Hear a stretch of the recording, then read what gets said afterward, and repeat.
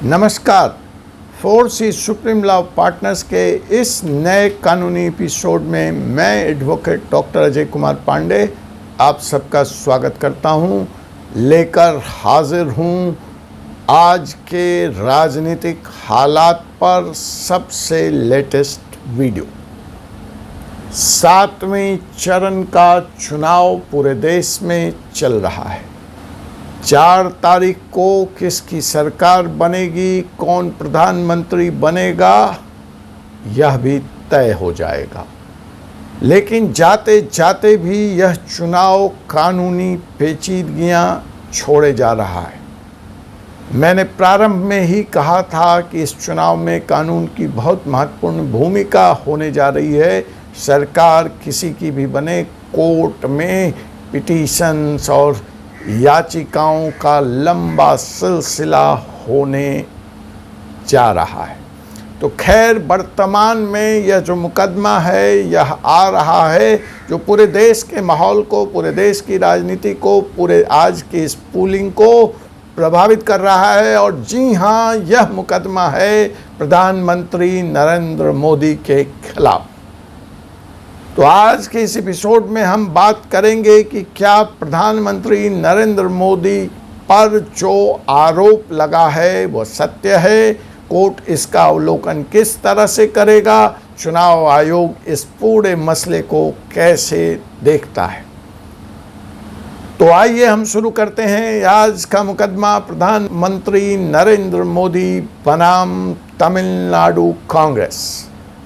तमिलनाडु कांग्रेस के एक नेता ने प्रधानमंत्री नरेंद्र मोदी के खिलाफ तमिलनाडु हाई कोर्ट में एक याचिका दायर करके वह जो 3 दिन का अपना मेडिटेशन, जो विपासना, जो अपनी साधना वो कन्याकुमारी के विवेकानंद रॉक पे कर रहे हैं, उस पर रोक लगाने की मांग की। तो जी हाँ, नरेंद्र मोदी के इस कृत्य को तमिलनाडु कांग्रेस के ये नेता चुनाव को प्रभावित करने वाला एक कृत्य मानते हैं। वह यह भी मानते हैं कि प्रधानमंत्री अपने पद का दुरुपयोग कर रहे हैं। वह यह भी मानते हैं कि यह एक नौटंकी है जो 1 जून से को जो मतदान, मतलब आज के दिन जो मतदान हो रहा है, उसको प्रभावित करने के लिए सोचे समझे सुनियोजित षड्यंत्र के तहत की गई है, क्योंकि इससे वोटर प्रभावित हो रहा है। उनका कहना है कि जब 1 जून को चुनाव संपन्न होना है 7वें फेज का, तो और जब किसी भी तरह के प्रचार की समय सीमा खत्म हो गई 30 जून को, तो फिर उसके बाद इस तरह का ड्रामा करके, इस तरह का आचरण करके प्रधानमंत्री नरेंद्र मोदी कहीं न कहीं न सिर्फ अपने पद का दुरुपयोग कर रहे हैं, बल्कि वो वोटर को भी प्रभावित कर रहे हैं। और यह मॉडल कोड ऑफ कंडक्ट, चुनाव आचार संहिता का उल्लंघन है। इसलिए तमिलनाडु कांग्रेस के इस नेता ने चेन्नई हाई कोर्ट में याचिका लगाकर चेन्नई हाई कोर्ट से यह अपील की है कि वह चुनाव आयोग को निर्देश दे और अविलंब मोदी जी के मनोयोग को, मोदी जी के मेडिटेशन को रुकवाने का काम करे, क्योंकि इससे वोटर प्रभावित हो रहा है और ऐसा जानबूझकर भाजपा और नरेंद्र मोदी कर रहे हैं।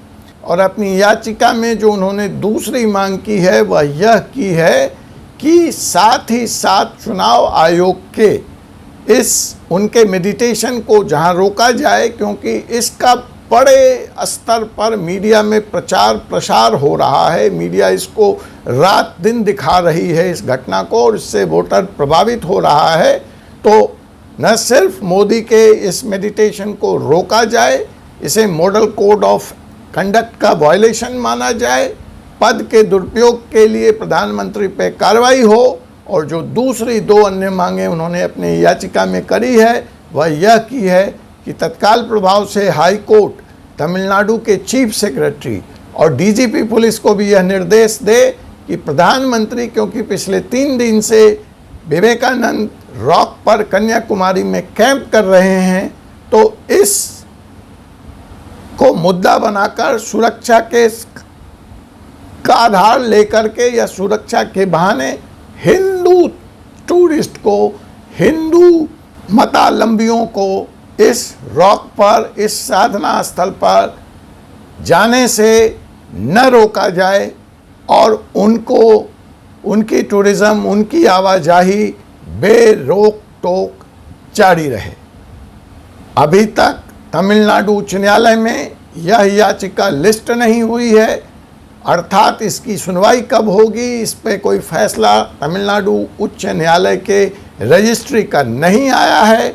आज 7वां फेज का चुनाव संपन्न हो रहा है, फिर गिनती की प्रक्रिया होगी। 4 जून को रिजल्ट सामने होगा और हाई कोर्ट को भी अपने अवकाश पर जाना है।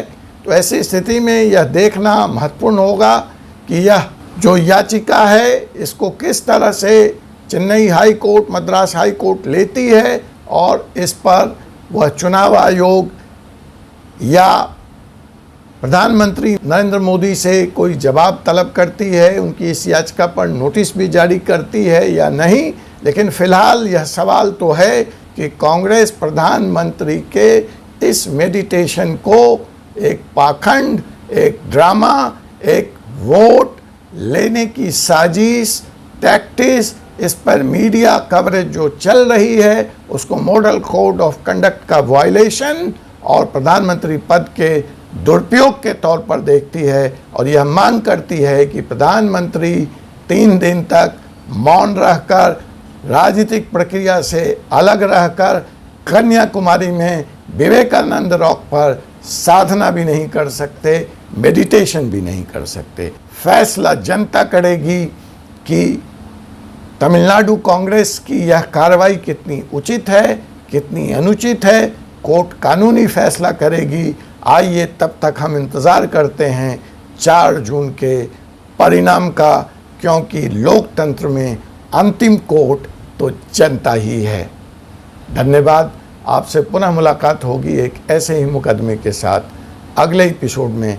तब तक के लिए मुझे एडवोकेट डॉक्टर अजय कुमार पांडे को अनुमति दीजिए। जय हिंद, जय भारत।